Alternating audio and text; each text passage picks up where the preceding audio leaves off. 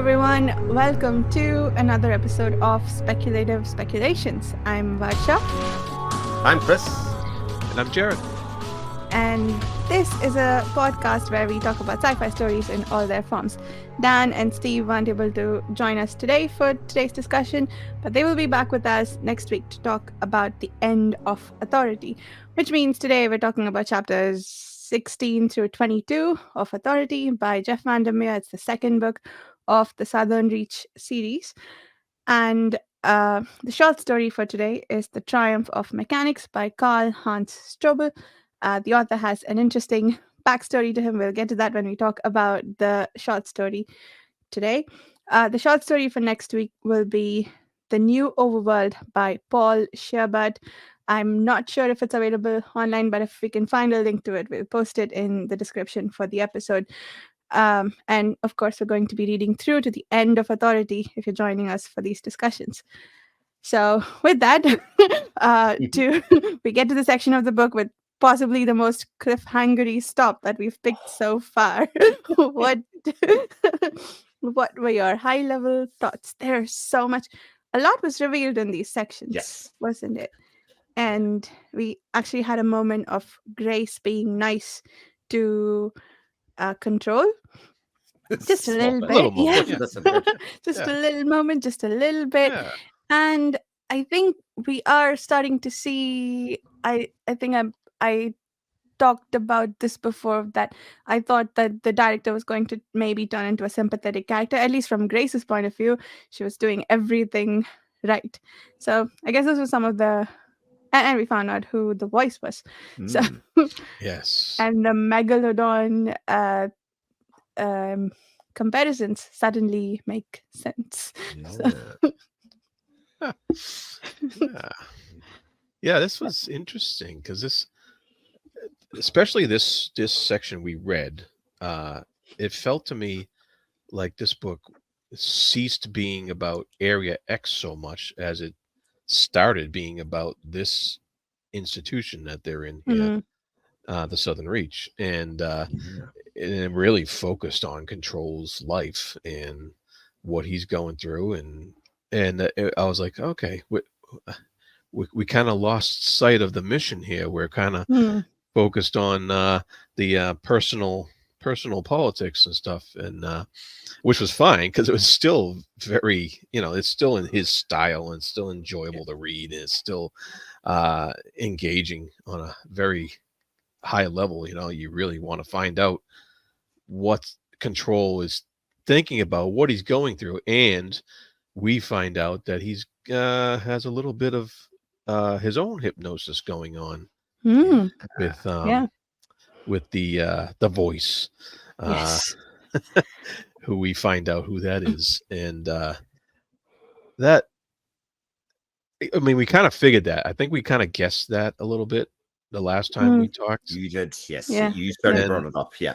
Yeah, and then it was confirmed, and I love how he tackled that issue.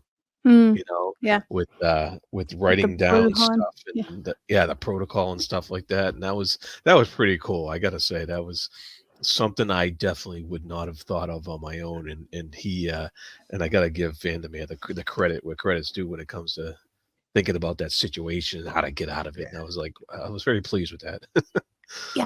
That scene was absolutely brilliant.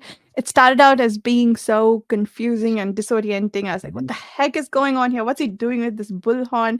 And then I think, Chris, you were talking about this when talking about the TV show Severance, that you know what is going on just before it is explained to you. I haven't seen the show yet, but I felt like I understood what you meant when I was reading this section, because just before we had the whole thing explained to us, we had this realization that he was being hypnotized and he was using that to get out of the hypnosis. And also it adds so much new perspective to something that happened before. In a previous scene, when I think Control loses it on the voice and he ends the conversation with a random joke, and you think that he's taking control of the conversation. Like it feels then like Control has the upper hand in that conversation because, he's in a place where he can tell a joke to end this conversation. And later it turns out that it was part of the hypnotic suggestion that he got, that you should end every conversation with me with a joke. And that was brilliant because the moment of control that you think he has was actually a hypnotic suggestion. And yeah, it was just an extremely well put together sequence. It was brilliantly done. Yeah. Yeah. I wonder if Jeff Vandermeer is a Bioshock fan. It kind of struck me that he might be a Bioshock, the video game fan, because of that kind of hypnotic suggestion and the way it's used in this book very, very much so. The other thing that I really liked about this little sequence of 6-7 chapters that we had here is that in another one of those, this is what makes great storytelling things. Like a lot of the answers came to the questions that we were postulating in the very last episode. And I often think in a teaching perspective, when I'm teaching, I should nearly be doing exactly what you said, Varsha, which is like, if I'm doing my job right, the question of what, well, that's okay, but what happens if should be in the students' kind of thoughts. So we as the readers were kind of going, okay, we have these ideas and these questions, and it already puts us in the middle of the story. And I just think that's such masterful storytelling, because I had the question last time about Control seems like a very capable person, yet he's presented to us as a failed person. What happened to him in his past, or what did he do that was so bad that he's seen as incapable and useless? Again, we got that answered, and it seems like we all had a question last week that was sort of in the forefront of our minds that sort of got revealed somewhere through these chapters. Yeah. And how it was revealed too, right? I think Grace maybe started to catch on that he was getting somewhat attached to the biologist and reminded him of what happened in his past when that does happen. And I kind of bought in the end that she did do him a favor. Like, I mean, I think he sort of agrees with it too.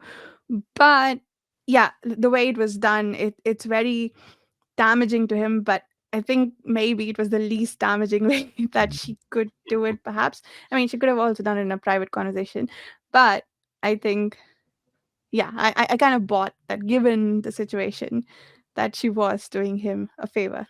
Yeah, that was another absolutely brilliant sequence in all of this. Do you think that she told him what she did because she either started trusting him or otherwise, or because he was basically giving her what she wanted, which was the fact that she could have control of the operation essentially within Southern Reach, and he would leave her alone just to do what she wanted, and he would sort of give the autonomy to do that within. And then she opened up to say, right, okay, well, if he's doing that, then, or if he's going to do that, I'm going to have to give him something in return. Wasn't this conversation before they struck the deal, or did they have an exchange before that too? Well, I think they've been bouncing back and forth, but it was very much, he keeps on repeating to her, this is off the record, there will be no kind of fallout, I just need to know what's been going on.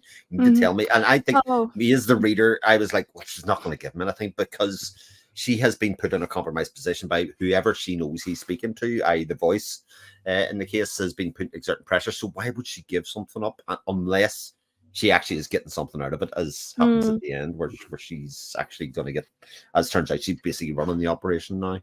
Yeah. Oh, you mean about the director, right? All the details that he told her that. Yeah. Yes. Sorry. It could. Yeah, I think I remember, like, I wrote down just like that you're going to give, because there's a wall of text in which she started talking after the line that said she started talking, which it doesn't seem like she's withholding much information there. I feel like she's telling him quite a lot. Maybe she is still not telling him something. But yeah, I sort of came to the conclusion that it might be a factor of two things. One, what you said, that she's probably going to get to do what she wants in exchange, or she knows that they're both now in like pretty bad situations. So like, let's just do what we need to get past it. Like in the end, they even coordinate that their work hours won't overlap, for instance. And the other thing, the trigger seems to have been that this conversation is off the record. So is she so afraid of being constantly monitored, do you think? But then knowing that it's off the record, she's willing to tell him more things. But what's the guarantee that he's not going to go back and tell the voice or whoever his new handler is all the information that he gives her, right? Like she's taking it on trust that he won't go repeat anything. So maybe she respects him as a person more Yeah. than is clear on the page. Yeah, that's yeah, it really well done because it raises you're still not sure, and Yeah. you want to believe that she's doing the right thing with doing what she did, but on the other hand, the whole time I was frustrated that because Control's our main character, and so I was frustrated that he couldn't get the answers he wanted. But as it turned out, with him being messed with the way he was messed with, and you can now see that her trepidation about giving him anything was kind of justified, and so it's just and what's up with Whitby? Yeah, Oh my neither the two of God, them yeah.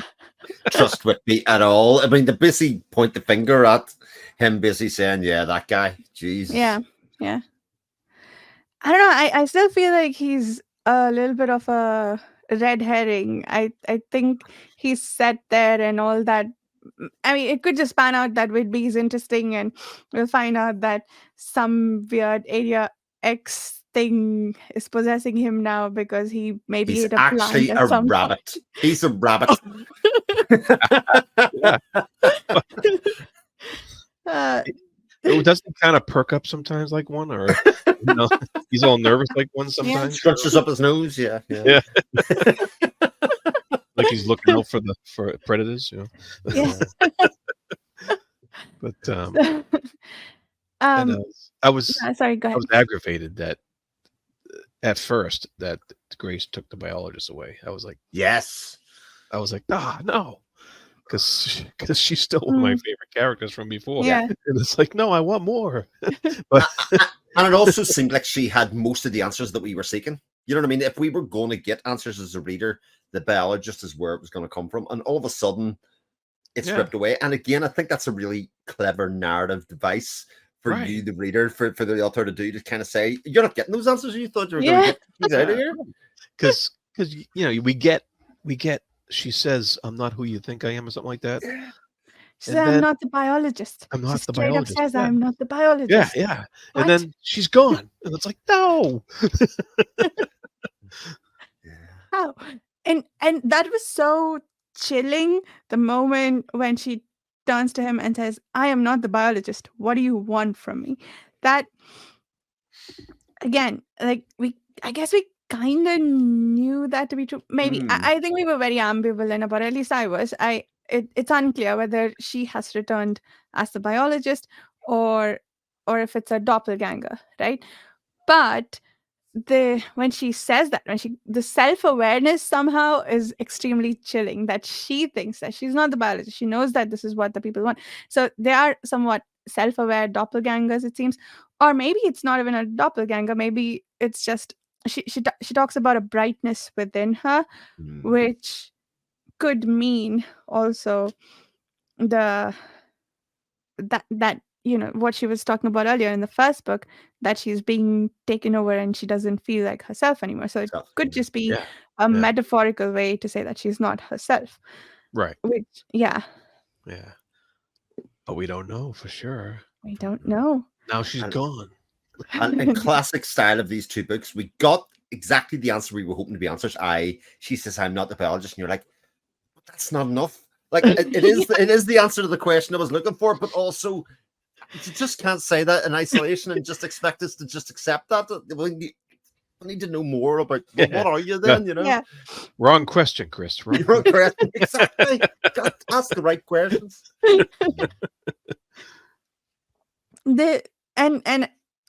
Am I reading this correctly? Like, does it read like Control is starting to somewhat fall for the biologist? Well, that's what Grace thinks. That's what Grace thinks. But maybe from his perspective, there are some references to how she's important to him somehow. And it's not just in a way that will help him get his job done. It's almost like he sees her as a bit of a kindred spirit, but like not, he doesn't ever explicitly come out and say so, but it feels a bit like that. Chris, you were, yeah. Yeah, I was just going to say, it's one of the things that Grace points out.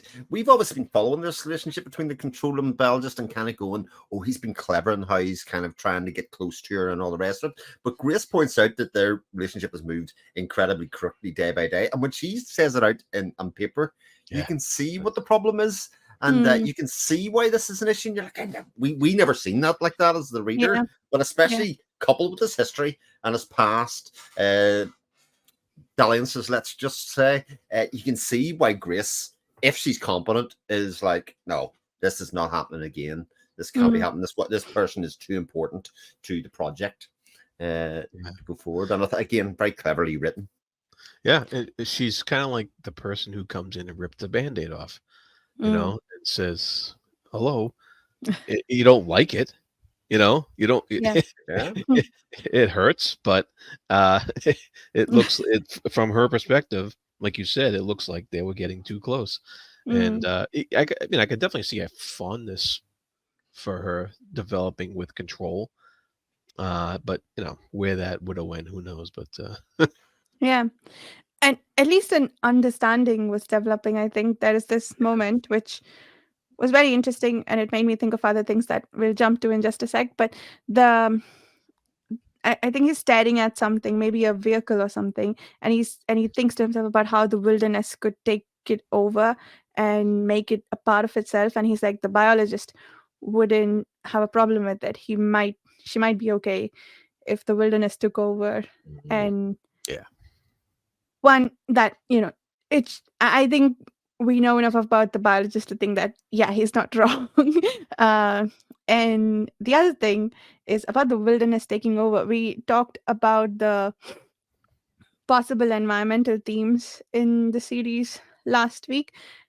I think I'm feeling more convinced now that this might be, at least, if not directly, at least a somewhat oblique point about the wilderness reclaiming itself and consuming all the man-made things. Because I don't remember where we read this, but we saw, maybe it was in the videos that Control was watching, but the things that got trapped into Area X at the time of invasion, they have apparently been really quickly taken over by the wilderness. Like, you wouldn't even know they are there. So it's almost like the wilderness becoming sentient and coming back to reclaim the planet to a certain extent. It feels like that. Like, I feel like I'm gonna pursue that theory and see where it goes through the rest of the series. Yeah. Very cool. And we also get, like, again, classic Vandermeer at this stage. Like, we're nearly 2 books in, but this classic Vandermeer. He drops in another question and then doesn't address it. So the one question we all want answered is, did the psychologist come back this time? And if not, why not? And she said, and I may be paraphrasing, no, she couldn't have come back. That would have been impossible. And then just left. Who said that? Grace, I'm pretty sure. Grace said that? Grace said something to that effect. No, she couldn't have come back this time. That would have been impossible. Because, she has knowledge of her going back the first time. And then what came back or again? Was it think it's all links. I could be paraphrasing it without a bit. Impossible mightn't have been the word, but she couldn't have come back this time, or something to that effect. Or was it that she couldn't have died?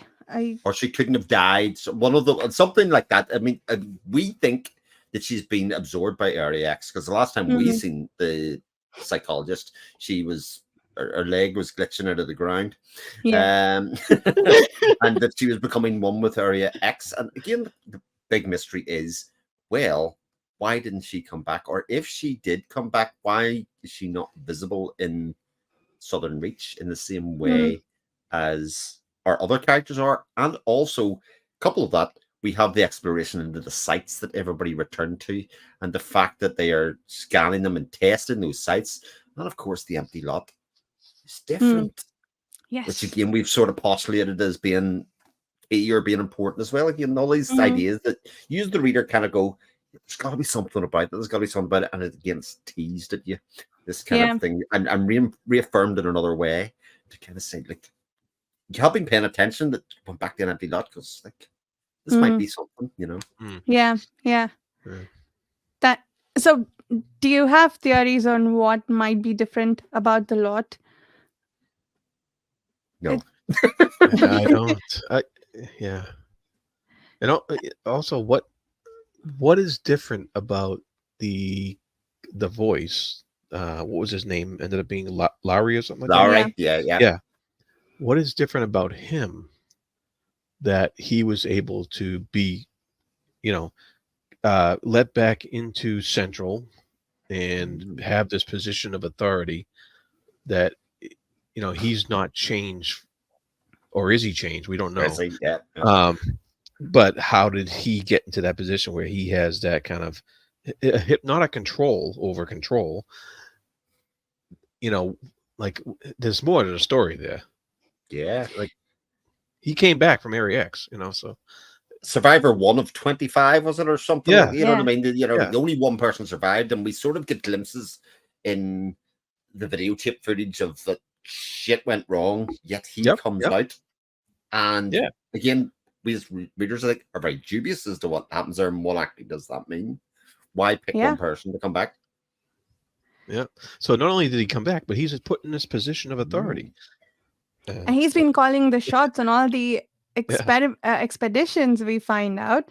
And he's the one who has this whole thing about hypnotic suggestion and how the expeditions will be run. yeah, So is has the whole thing been compromised from day one? Because we could envision a scenario where he's returned, has psychologically contaminated everyone into agreeing with him, and right. then giving him the job, putting him in the position of authority eventually. I don't think I got how quickly that happened, how he went from, I don't know, Yeah, I whatever don't know. base position he started out to being the voice in Central. But even at that point, I think he was advising on how to send expeditions, because like presumably he has experience, so Mhm. he was allowed to do that. But also, when did they start doubting that they shouldn't, that things out of Area X will contaminate, because they have that whole big room where they keep the samples. They have all these rules. Nobody likes staring at the wall of text for too long. And they have all these rules around how long you can watch the videos from the first expedition. Is that Right. just because of the Right, they are. psychological trauma, or is it doing more to them than that? And yeah, like again Or with is it the, or is it something that Lowry said not to do because he didn't want any yeah, further study than that long or Sorry, something that's like that? true. yeah, yeah. Yeah, I don't know. There's a lot of questions there. And how does, because he's removed now, right? After this Hmm. situation.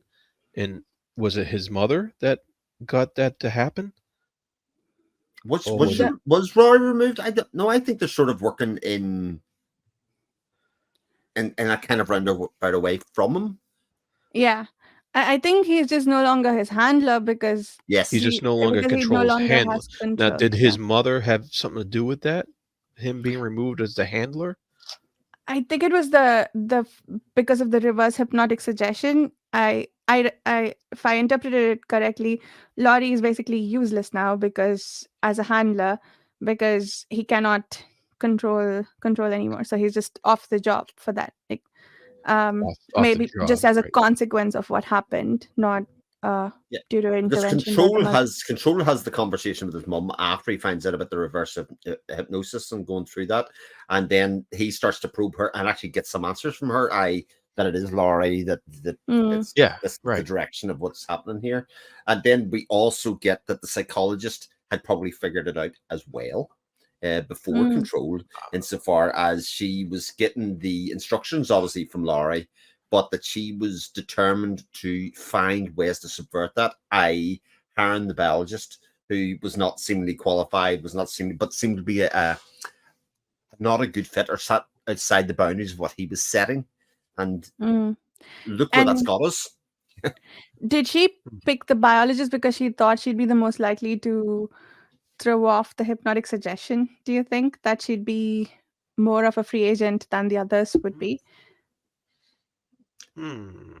And did she ensure that the biologist got contaminated with spores earlier on?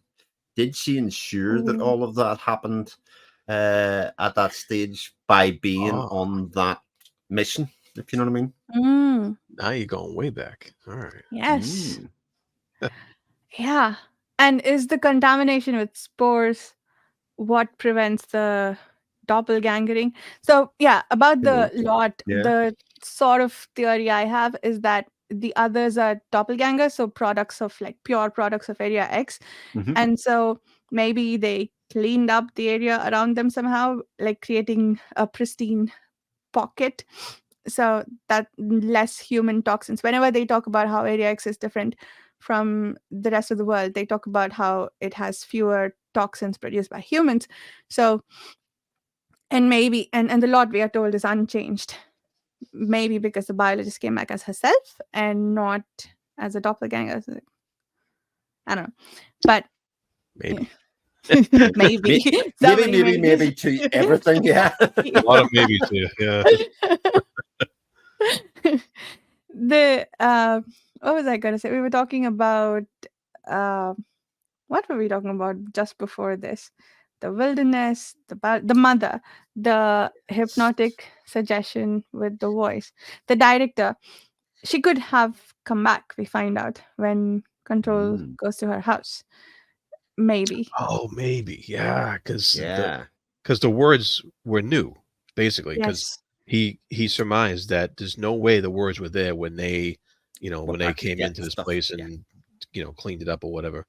Uh, so the words were new in Yes. her place. That was pretty interesting that he went and to check out her place on his own as as a kind of a curiosity, scientific curiosity thing for himself, and it was very interesting because he's trying to put all these pieces together himself about this place, and I'm still kind of thrown off by that. I'm kind of thrown off by somebody getting this kind of a job in this kind of a place and having to go in and say, all right, now I have a mystery about who I'm working with, and Mm. I have to find out everything on my own. And Yeah. it's it's really strange. The whole setup is so strange. And But it's also a speculative fiction dream, like, isn't it? Like Mm, anybody that reads speculative fiction is absolutely the dream scenario that you have a lot of shit that's weird and doesn't seem to be right, and that it's controlled has to do, but we have to figure it out as well as the reader. yeah, I mean, yep, that's absolutely the ideal situation, and it means the possibilities are endless, and it means that we just have a million maybes as we keep on discussing every single week. But it just gets the brain matter flowing every time. Every time they say he walks into your room, he opens the door and sees this thing that yeah. we weren't expecting, and you're like, there is a reason. There Mhm. yeah, is something going on here that will fully explain this. yeah. There's Yeah. reasons, and then there's also all these opportunities for Yeah, little character tidbit building, and absolutely. that goes right along right with it. And it was I like how he does it. Yeah. And I feel like there are brief nods to the reader, and it reads like it is deliberate. Like Control thinking to himself about how everything he sees, he adds a narrative to it and like tries to fit it in the larger scheme of things, tries to solve the mystery. And I feel like that's true of us as readers too, right? Everything that he notes, we're like, okay, what does that mean? Is that significant? That smell that he's smelling, is that just Yes. a bad cleaner or is it something else? So yeah, and like Control has, and like last week when we saw about how the director apparently like cast the uh 12th expedition as a bunch of characters almost, so it Mm. feels like a bit of breaking the fourth wall, which I mean I think is really cool and very subtly done, but sort of talking to the reader like, yeah, I know, like, you're sort of in Control's position. I like that. I like the little nod there. But back to the director and the fact that she might be back. Control, when he realizes that, he basically turns tail and runs out of there. Why is he so terrified? If it's just the director back, she could, in theory, be as harmless as the biologist. Why would he run for his life like that? what is he afraid of? Is it just the words that inspire the fear? Is it the same fear that the biologist had in Area X when she was down in the tunnel? You know, that kind of Ooh. creeping, when she was coming towards the interface point and it was kind of basically pushing her back the other way, and sort of this kind of Area X entity, whatever way you want to discuss that it is somehow crossed over here into the real world, if you want to say. Yeah. Yeah. Wow, that would be terrifying, wouldn't it? But what's he gonna do about it? Yeah. What can he do? Because maybe that's writing on the walls, if you know what I mean. It's Hmm. kind of propagating, and that could also explain when the psychologist is saying or its borders are expanding. We think Mm. it might be in land, but it actually just might be in a little pocket in her house or something, and she's seeing it within the confines of her own home. Rather than, well, again, I read that the Ooh. first time as in the landmass is expanding, but it Mm. might not mean that. Yeah. I Ah, think I, I think the landmass would be the default interpretation, right? But Yeah. did she also, I think we talked about last week where there are like all these soldiers and lines and threads and stuff. So it seems unlikely that the actual border would expand. But does it just mean that things out of Area X are infiltrating the rest of the world? And I like what you said, that there are pockets of Area X and she knows about them. Or the other possibility is like the psychological aspect of it, the possession, possibly. It's unclear that that is true. I think it's just hinted at without ever being explicitly um what noted or like observed in this world. But it could be, for instance, the doppelgangers. We know that those are explicit elements of Area X that have gone out into the world. And apparently they have either contaminated or decontaminated some parts Mm. of the world that they return to. So is that what's meant by the expansion of the border? That elements of Area X are coming out into the world? So, and if does it also mean that if you have a part of Area X outside the border, that that part is now Area X because it can expand and like become the wilderness again? Oh, man. Wow. And we also get again another character thrown into the mix here that we hadn't. I mean, we heard about before, but again, it's expanded upon. It's this idea that his grandfather's involved as well. That is kind of thrown up. We get the story of him taking him gun training, but obviously not gun training in some way that the mother objects to and says, no, takes him out, etc. What are you doing? What are you playing at? But again, it's this idea that his grandfather, this has been a bigger plan or a bigger structure than him just getting placed in a job somewhere because his mum had nowhere else to put him. Mm, mm, yeah, Yeah. yeah. yeah, yeah. Yeah. But the Sorry. Go that idea that Area X expansion can be something beyond just physical expansion. Spatial wise, it could be a different aspect to that spatial Mm. expansion where it expands in just certain areas or certain Mm, means, like through a plant in a desk or through a mosquito on a windshield or Yeah.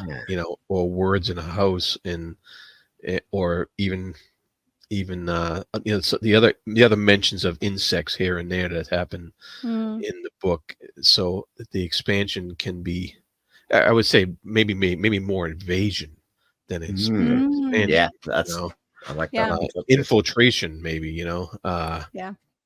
So that's makes it a little more creepy, A even lot. more creepy, I should say. Yeah.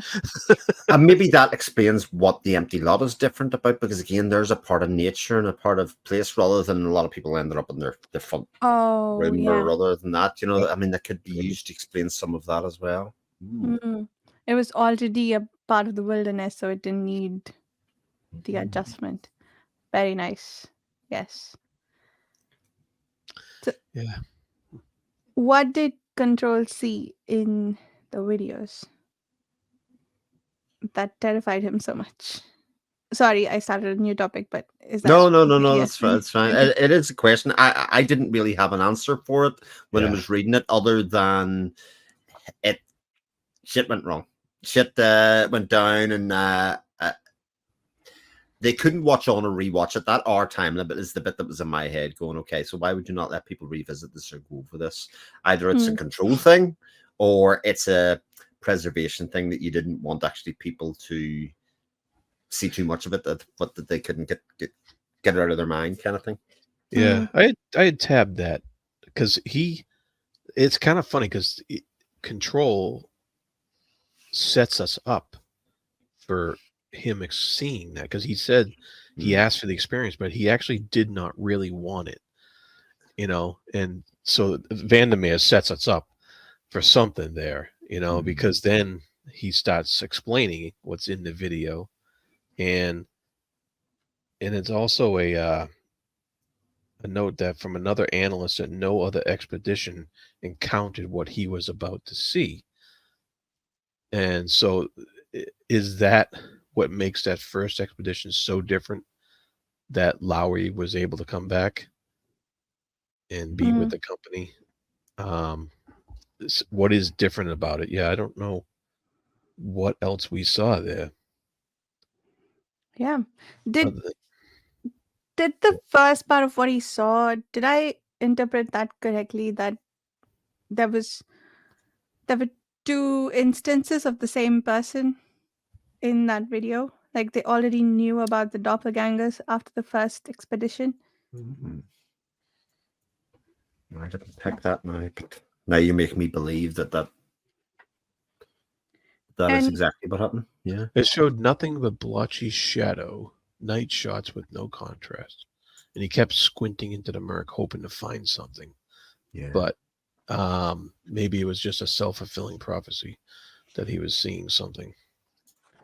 so that was the first things that he saw, right? Then there's apparently this 20-second clip from the first expedition, which makes you crazy, sort of like, which basically put him in the state that he was in at the end of it. Which, let me try and find it. I think what was it, chapter 15 or 16? I went too far back. It was 16. 16. Okay. So Yeah. let's try and find. Okay. So, okay. So here, in Laurie shook a bit, holding the camera. In the foreground, a woman, the expedition leader, was shouting, "Get her to stop." Her face was made a mask by the light from the recorder and the way it formed such severe shadows around her eyes and mouth.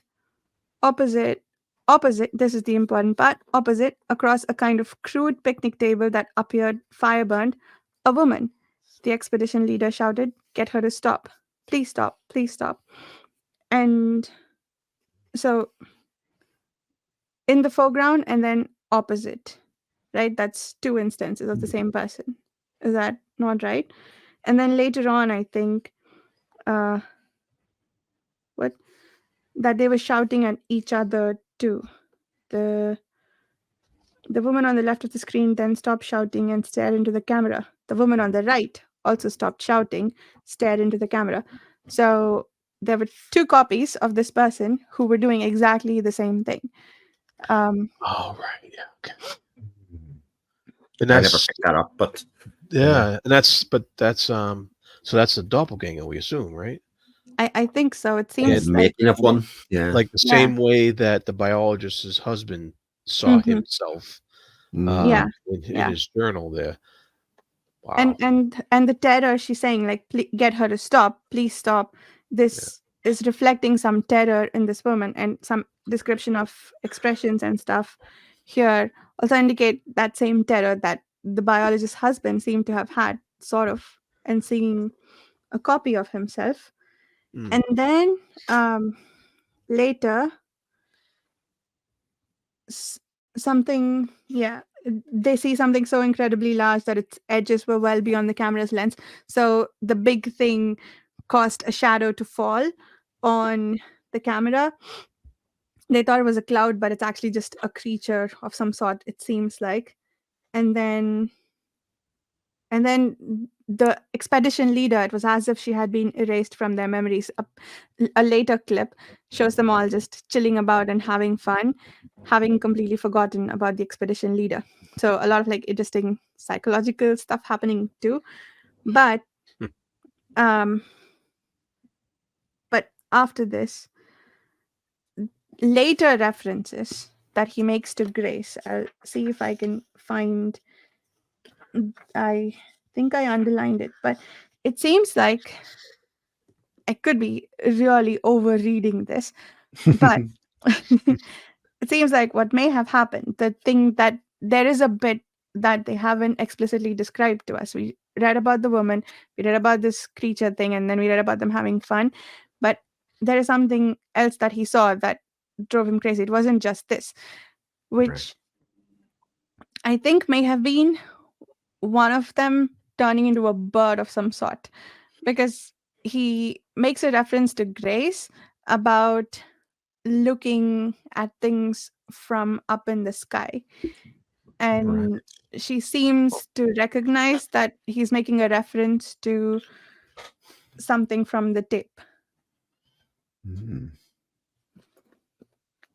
So, yeah, I think it's after the conversation that in which Grace tells him, oh, yeah, it was like I was floating above it all, above everyone, looking down, gliding through the air, able to do anything I wanted to.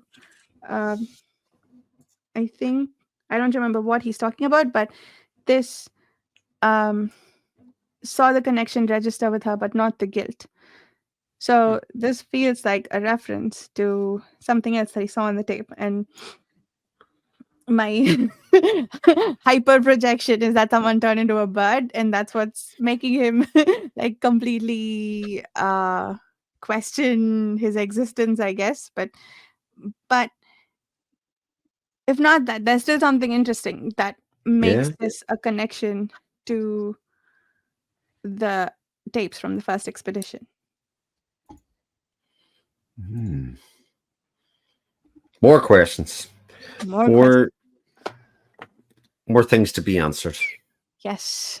And I didn't pick up on those ones at all. I had enough questions in my head, it seemed like. But, no kidding. Yeah. All right. I think we definitely need to get some answers here. Yeah, I gotta finish this book, and then the next we one. We gotta finish this book. But I think it's interesting, and I think when we often think about how we read these books, which is small sections at a time, and that the prevailing kind of thought is that the second and third books are weaker in this trilogy. Those are the kind of things that seem to be commonly held. I can't remember a discussion of any of these books which was more animated and excited than 16 to 22 here in terms of the possibilities and some of the answers, and actually stopping at that point and going, right, what do we think at this point is phenomenally exciting, and it shows you kind of how good this book is. I'm enjoying it so much. It's brilliant. As long as you don't cheat. Awesome. Okay, Jared, I won't read ahead. We're good. We're talking to Chris, of course. I'm not a cheater. Be written all over my face. Although, as I found out in life, apparently I'm quite a good liar. But I would just be honest. There'd be no reason to lie. I'd probably be robbing myself of the experience, because the whole point of doing this is to do that. Yeah. It's really outstanding. It's great. Yeah, that is outstanding. Yeah. I love the section in which Grace tells the story about control and the thoughts he has to himself about it as we go. So good. I have this line underlined.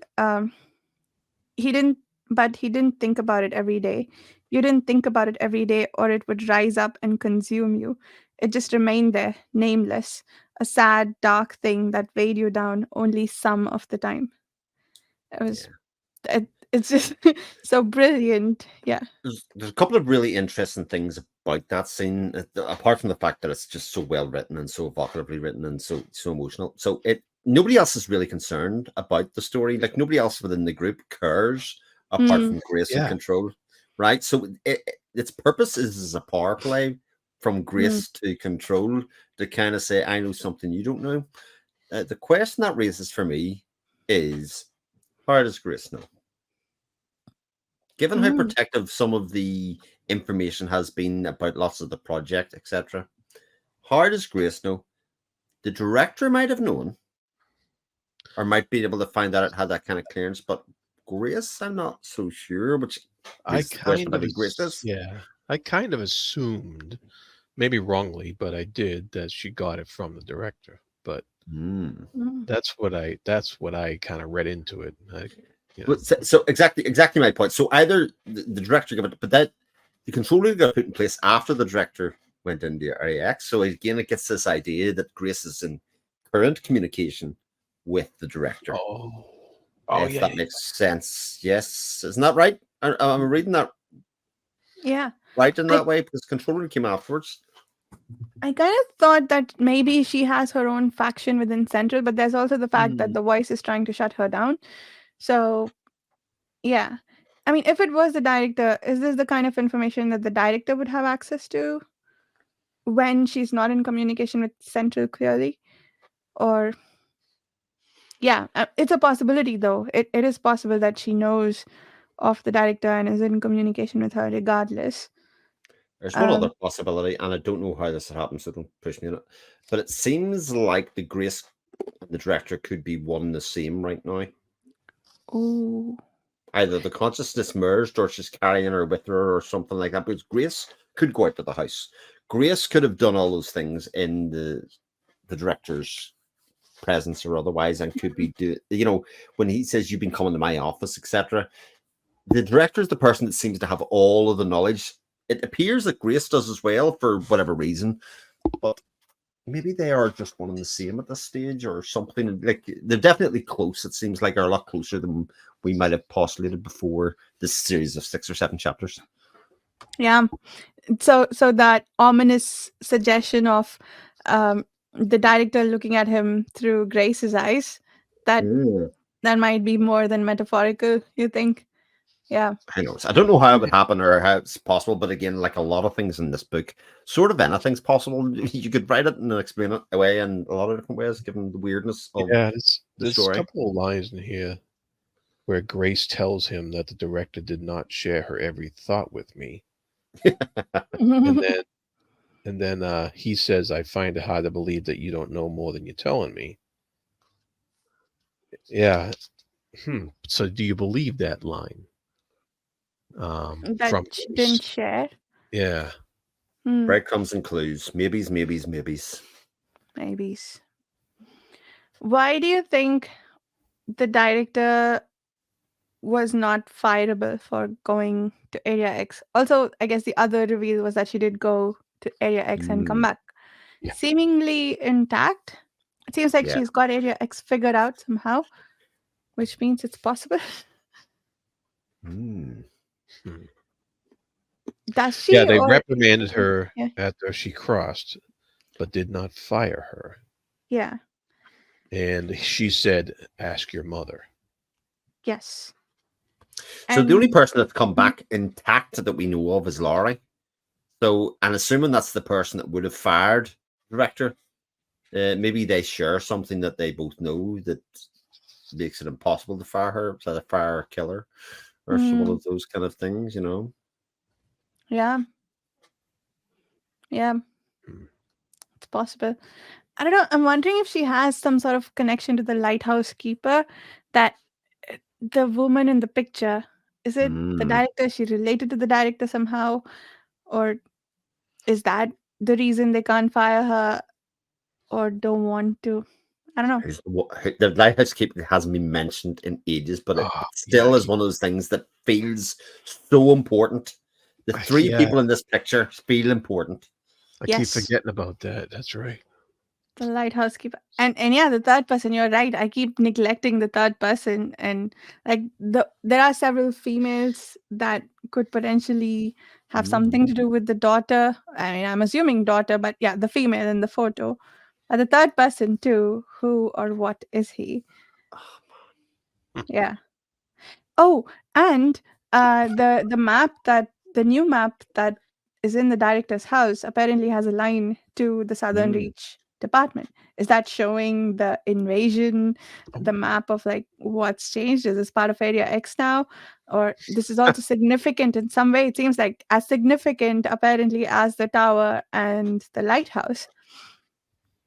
Wow. Okay. This book needs to be read. This book Yes. is ridiculously compelling. Oh yeah, absolutely. And then I said this before, but I want to read everything by Vandermeer after this. Yeah. But, I should talk about the cliffhanger, yes. which is about the janitor, and about the fact that he probably thinks he has seen the janitor beforehand. And again, just to maybe put it full circle, the other place that he can really have seen the janitor is in the damn picture of the lighthouse. Come on, it's gotta be, surely. Okay. But it's because he says, but it didn't. Something had occurred to him finally seeing the janitor. Something about a ladder and a light bulb. That's the last sign. That's the last thing we read, yeah. A ladder and a light bulb. Is the light bulb just a metaphorical idea? Light bulb? Wow. The old finally seeing the janitor. So Okay. good. Yes. Oh my god, Yes. so good. I actually got goosebumps just reading that line because I was like, I actually when I stopped reading and I went,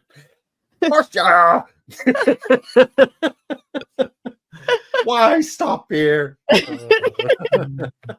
Yeah, I think that sort of brings me to a somewhat related subject. The next one, the next section of the book, we're about 10 pages away. Maybe that's why we should have stopped, so we didn't have to deal with the janitor cliffhanger.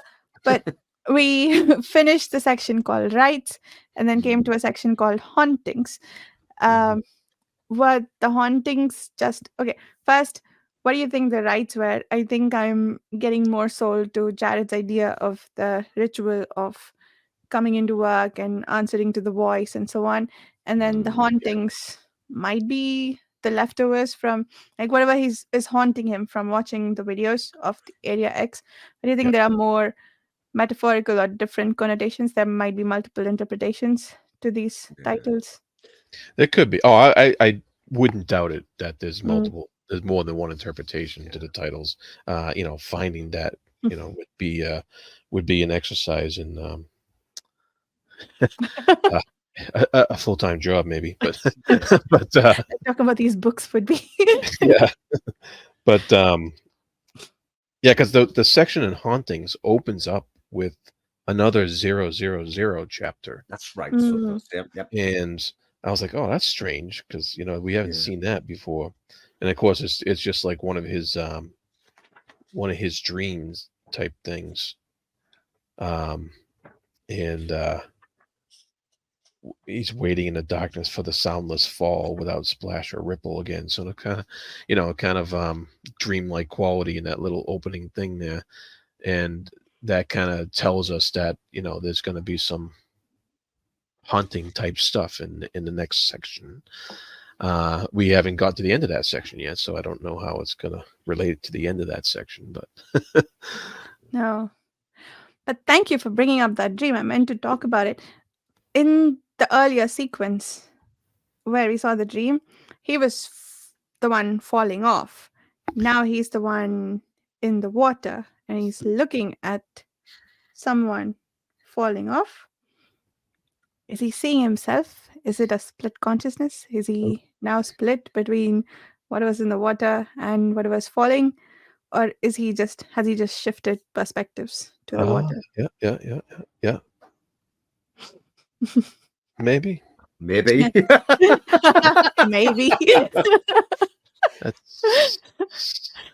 That's very interesting. Yeah, I like that. I was joking earlier about Laurie and the Megalodon jokes, which, by the way, continue to be hilarious, the voice. But knowing that it's Laurie and that there is this idea that's being perpetrated, though not ever confirmed, and maybe making the readers doubt themselves quite a bit, that humans are turning into creatures, right?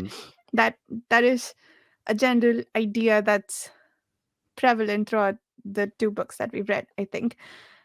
So Laurie as a megalodon makes so much sense because some of the creatures they're like Control is dreaming of himself as a creature in the water. So and I think the biologist's husband said he saw himself dreaming as some creatures in the water. So that just adds a dimension to that joke and a little bit of, I guess, truthfulness to that Uh, comparison as well. That I thought was brilliant. a dolphin, maybe. Yeah. Mm. So, yeah. So that was pretty cool. Very much Well, so. next time we meet, I'm going to write those words on my wall behind me and see if you guys freak out. And we'd be going, was that always there, Jared? Was that? Oh, yeah. I couldn't see it. And especially if you have a little plant beside you, you know, we're looking for a dead mouse. Yeah. Mouse.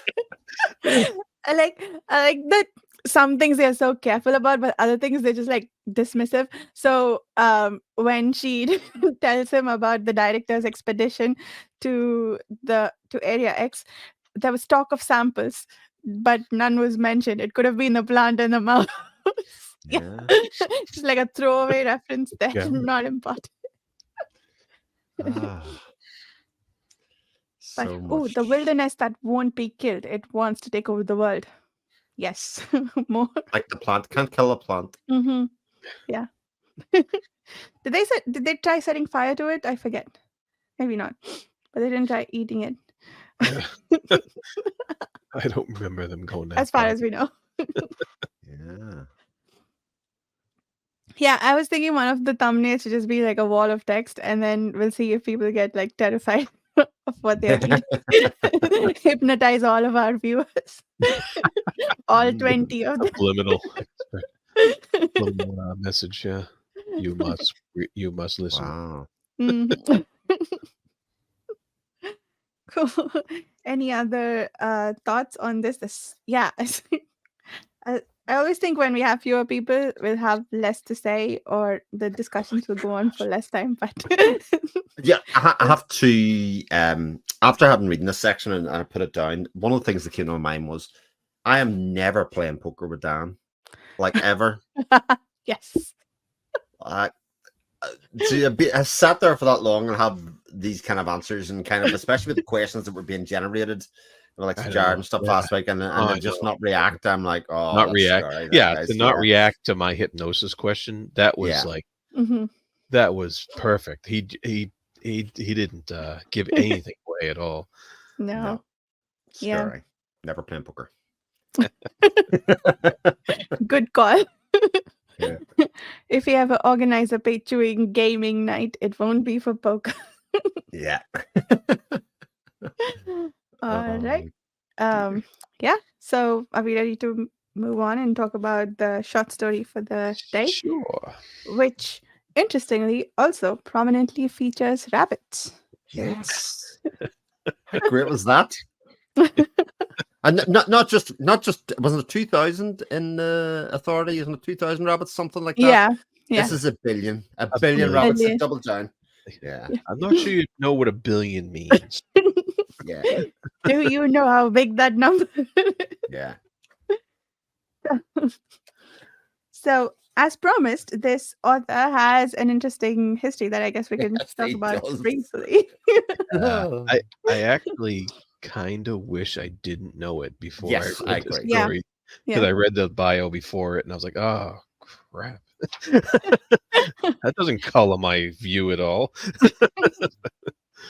But apparently the story was published before his long before. change in views. Or I don't know about well, many philosophical questions there. But I guess the author's note, the note about the author, the biographical note at the beginning of the story in this collection, it says around 1920, Strobl became increasingly extremist as an advocate for German nationalism. He went on to become a Nazi and help them throughout the World War II.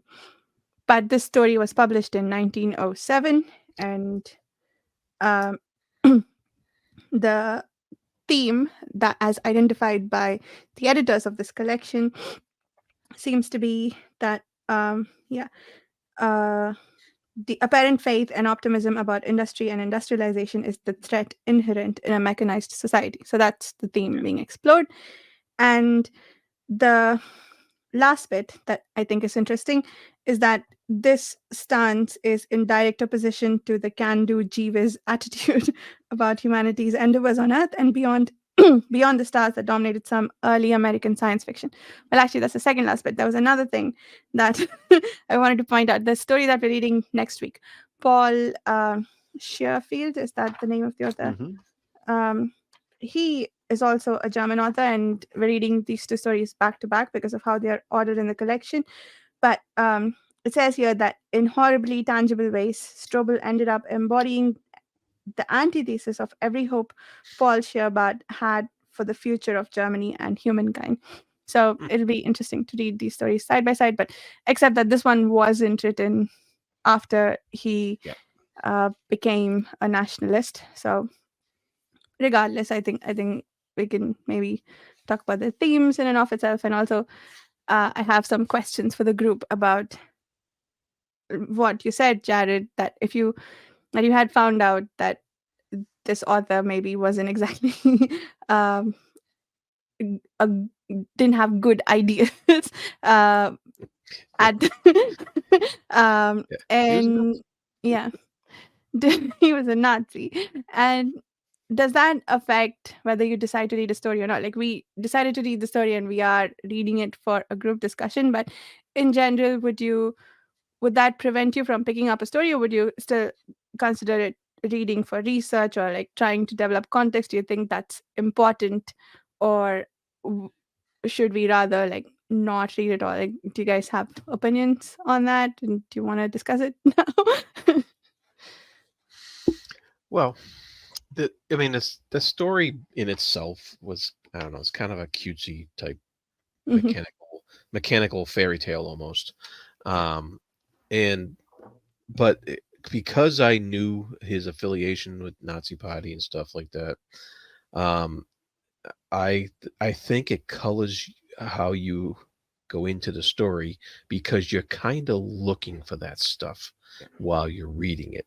And Mm, the things I picked up, like right in the first paragraph, it's like he mentions all civilized countries placed orders, mm, to it kind of makes, because you have this idea that that he considers other people's uncivilized, and it mm, says, you could export these to unsophisticated lands, and now you have a direct idea of what he thinks that is, because you know how the Nazi Party thinks, and you have the demand from the unsophisticated lands were not as imperious, and mm, as if they didn't have that kind of attitude in these unsophisticated lands, and so that kind of it you automatically take on a certain tone when you're going to the story, when you have this foreknowledge about the author's views. So that was, and that's it's not something you can't put the toothpaste back in the tube, It's mm. not something that you can Yeah. get rid of. um, so that was it, and that kind of thing was only really only in the beginning, Mm, and once you get to the dialogue of the characters and stuff like that, they're kind of silly. Um, they're kind of caricatures, like Yeah. they're cartoon people almost. And because then of my they're dogs. yeah, and so you got them saying this kind of funny dialogue, about nonsense and gasified air and stuff like that, and you know, and it goes on from there. And I was able to forget a little bit about the author's personal views as I went on, and Mm, just kind of got into the fairy tales like part of the story, and this guy, this nutty professor, basically, who's overrunning a town with a bunch of mechanized rabbits. Yeah. Yeah. Yeah, it's interesting because a bit like you said, Jared, I sort of went in hoping to be able to see some of his ideals kind of come out in the page in some way, and therefore make a judgment on him based on the fact that but without trying to sound like a Nazi sympathizer, none of us lived during that period of Germany. I think it's very difficult to judge somebody's extreme views after the fact if we didn't live through that period, if you know what I mean, the severe oppression of it. I was watching Zone of Interest film, and it sort of makes you reappraise some of that, not in terms of excusing it or anything, but actually think about what it was, what those people lived through in terms of oppression and why they may have come up with those views. What I read was interesting in terms of he sort of has an anti-capitalist sort of message within this. I mean, the guy Hopkins, who's the inventor, was asking for a lot, for sure. He was looking for double pay for half the hour's work to look in a nice house and all that kind of stuff. And people would rather not give him it because he might ask for more rather than appreciate actually what the industry that it was giving them, and actually spend all the time and energy into fighting them progressing with their life rather than actually putting it into their own company. I thought that was a really interesting industrial message to put out there. Well, he's American, of course. You know? Yes, of course, yes, indeed. Only Americans think like that, right? Which, again, I think is interesting, given that I'd say modern Germany has a reputation for efficiency and industry and actually making the most of all. I think all of that's kind of fascinating in a lot of ways. But it also kind of struck me that this film or this story could be made into a very twee animated movie by DreamWorks or something. It sort of has that feel to it, not in terms of just the dialogue, but actually the messaging that it has, etc. It has that feel of, okay, let's have this story, and the idea that 1 billion. I mean, ironically, I don't think Strobl has an idea how big a number of billion is, because I think 1 million mice would have actually just been fine in terms of making exactly the same point. But the end result of it, about how he used his trickery and his mechanics and all of that kind of stuff, and how he fooled them all at the end, I think is a really fun, sort of very playful message that he had to go through. And I enjoyed it a lot, actually, reading it. Yeah. It was definitely a fun story. It's like the Pied Piper in reverse, isn't it? I was going to say that. It is exactly like the threat of the Pied Piper, you know. It's like, you know, I'll take away all the rats and then you reward me. Oh, you're not going to reward me? Okay, I'm taking away all your children. And you know, in this case, it's you're not going to reward me. All right, how do you like rabbits? You know, and it was exactly like the Pied Piper, right? That's exactly what I thought of, and that's why I gave it that fairy tale moniker type feel. Yeah. I think I didn't really. I underlined the bit about the character in Africa, but I didn't notice the civilized world. But you're right. I think knowing that now, it does add more color to it than, and I feel like you might want to read words like that differently now, regardless of who the author is, right? Sorry, Chris, you were saying? I was going to say, you have to remember that it is a translated work as well, though.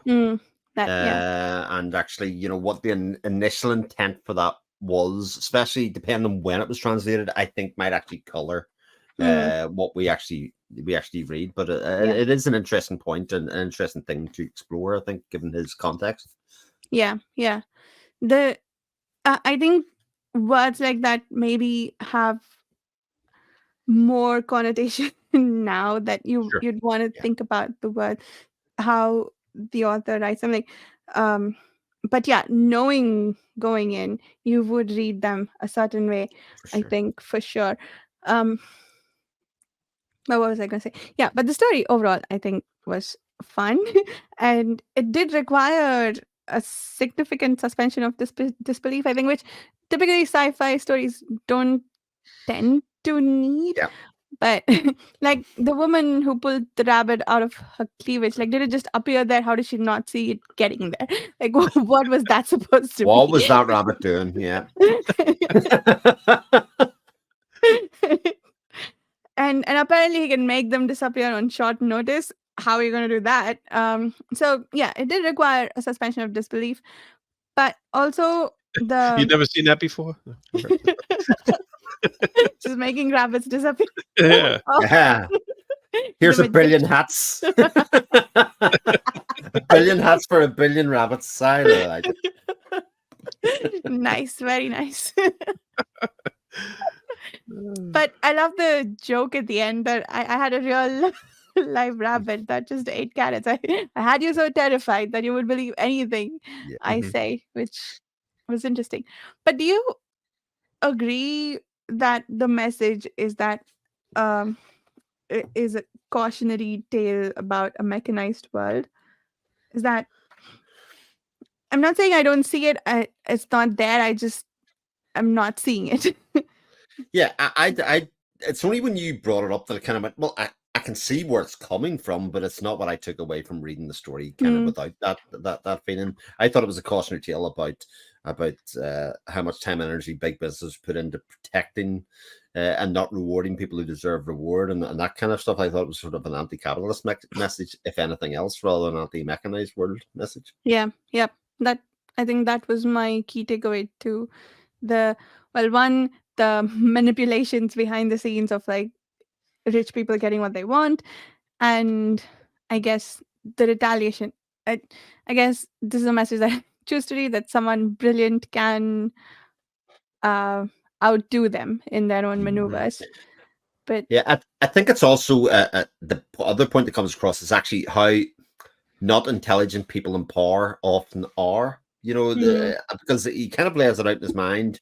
You know, that idea. This man who's in power, the mayor, doesn't understand how big a number a billion is. He yeah, doesn't understand what it takes to responsibility. He thinks rabbits will be fine. Actually, I think it's sort of hilarious that a billion rabbits is fine, but a billion rabbits that can eat. Oh, that's terrifying. You know, not like rabbits can't eat at the moment. You know, I think I kind of think that's sort of hilarious in its own way. But yeah, yeah, and also the I guess, and adding to the stupidity, they were afraid that he'll take away all their business from them if he makes unbreakable glass rabbits, because apparently they're Mm. somehow more attractive than real furry looking creatures. Okay, um, maybe, um, yeah, but now he still destroyed their industry without ever building his factory, because who's going to buy rabbits after this? Exactly right. But also there was the idea that the glass rabbits that were unbreakable was not acceptable because they were somehow producing a substandard product that was going to break after a matter of time and people Mm, would have to replace it in a while. Whereas if mhm, he was making these super rabbits that people would never have to replace, then that wasn't good for business either, you know. And yeah, you know, yeah. I also wonder if he was influenced by the great rabbit plague in Australia that happened in Mm. the 19th century. Because ah, when Europeans introduced rabbits to Australia, they kind of took over and invasive. ate everything. Yeah. Wow. That's like where that term "breeding like rabbits" came from. Ah, right. Oh, So, that makes sense um, now. and so that that probably would have happened in his life. I don't know how old he was in 1807, but um, yeah, it might have Mm, happened towards his early life. Might have been a childhood memory or something like that, because it was yeah. late 19th century sometime that happened. But Mm. I wonder if he I wonder 1877-ish. if that was on his mind at all when he wrote Mm, why he used Yeah. rabbits. It's kind of funny. Yeah. yeah. They also, why did he need a factory if he could produce a billion rabbits on Right. He just had a billion in hand. I know. Oh, Yeah. That was a fun story. yeah, And for sure. yeah. And not in any way as serious as some of the other ones that we've kind of been reading at all. And you know, a good Yeah. one to kind of point to people that you could give that to a young child to read. It's not too long, etc. It's fun. It's got fluffy rabbits in it. The rabbits don't eat anything other than vegetables. You know, it's all good. Mm. Yeah. Except when you have a billion of them, A billion. nobody likes it. And again, It's just I don't think the author understands how big a number of billion is. Never mind the fact that he's trying to. Anyway, just a little problem. Little A problem. little problem. Cool. Do we have anything more to say about this story? no. Okay, cool. In that case, we'll see everyone next week with the conclusion of Authority. We are super excited to talk about it. Hopefully, you're excited to listen to us talk about it. And then we'll, of course, continue on in the trilogy with Acceptance when we finish with that. Thank you so much for listening. We'll see everyone in a week. Bye.